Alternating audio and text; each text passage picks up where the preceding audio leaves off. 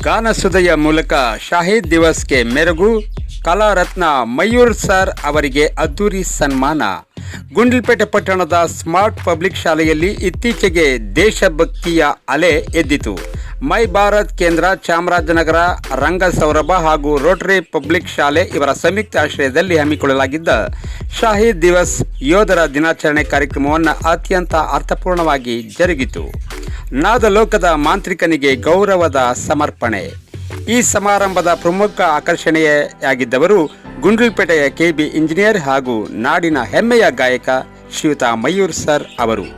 ಇವರು ಕರ್ನಾಟಕ ನಾಡರತ್ನ, ಕಲಾರತ್ನ, ಚಾಮರಾಜನಗರ ಜಾನಪದ ಪ್ರಶಸ್ತಿ ಹಾಗೂ ರಾಷ್ಟ್ರ ಮಟ್ಟದ ಬೆಳಕು ರಾಜ್ಯೋತ್ಸವದ ಪ್ರಶಸ್ತಿ ಇನ್ನು ಮುಂತಾದ ಸಾಲು ಸಾಲು ಗೌರವಗಳಿಗೆ ಪಾತ್ರವಾಗಿರುವ ಮಯೂರ್ ಸರ್ ಅವರನ್ನು ಸಂಸ್ಥೆಯ ವತಿಯಿಂದ ಅತ್ಯಂತ ಭಕ್ತಿಪೂರ್ವಕವಾಗಿ ಸನ್ಮಾನಿಸಲಾಯಿತು.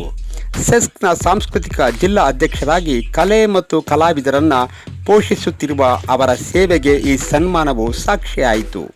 ಸನ್ಮಾನದ ನಂತರ ಮಯೂರ್ ಸರ್ ಅವರು ತಮ್ಮ ಕಂಚಿನ ಕಂಠದ ಮೂಲಕ ಹಾಡುಗಳನ್ನು ಹಾಡುವುದರ ಮೂಲಕ ಸಭಿಕರನ್ನ ಮಂತ್ರಮುಗ್ಧಗೊಳಿಸಿದರು.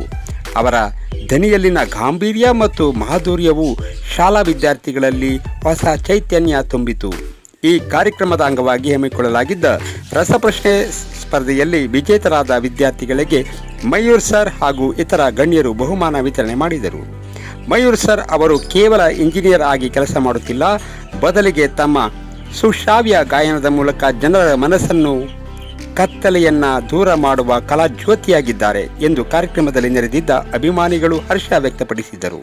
ಹಾಗೆ ಈ ವಿಡಿಯೋವನ್ನು ಲೈಕ್ ಮಾಡಿ, ಶೇರ್ ಮಾಡಿ, ಕಮೆಂಟ್ ಮಾಡಿ. ಹಾಗೆ ಈ ವಿಡಿಯೋವನ್ನು ಈ ಚಾನಲ್ನ ಸಬ್ಸ್ಕ್ರೈಬ್ ಮಾಡೋದನ್ನು ಮರಿಬೇಡಿ ಸ್ನೇಹಿತರೆ. ಧನ್ಯವಾದಗಳು. ನಮಸ್ಕಾರ. ಜೈ ಹಿಂದ್, ಜೈ ಕರ್ನಾಟಕ ಮಾತೆ.